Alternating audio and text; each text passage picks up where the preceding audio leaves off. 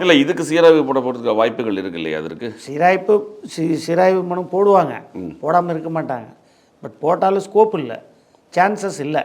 ஏன்னா இப்போ அரசாங்கம் தமிழக அரசாங்கம் உச்சநீதிமன்றத்தினுடைய தீர்ப்பை அமல்படுத்த ஆரம்பிச்சிருவாங்க.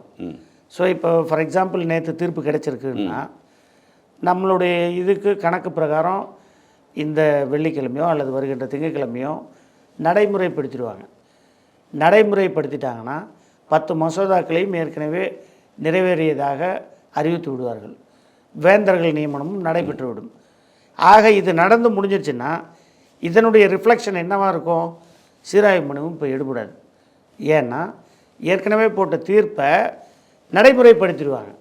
தமிழக அரசாங்கம் நடைமுறைப்படுத்த ஆரம்பிச்சிடும். அந்த சர்க்கம்ஸ்டன்ஸில் நீங்கள் ரிவ்யூ நிலைக்குமான்னு கேட்டால் மேக்ஸிமம் பாசிபிலிட்டி இல்லை. பட் ஆனால் இருந்தால் கூட இதே போன்ற கவர்னர் விஷயங்களில் வேறு மாறுபட்ட தீர்ப்பு, மாறுபட்ட அமர்வுகள் உச்சநீதிமன்றம் கொடுத்திருந்தால் அந்த தீர்ப்புக்கும் இந்த தீர்ப்புக்கும் முரண்பாடு ஏதாவது இருந்தால் இப்போ அங்கே 5 ஜட்ஜஸ் பெஞ்ச் கான்ஸ்டியூட் பண்ண சொல்லுவாங்க.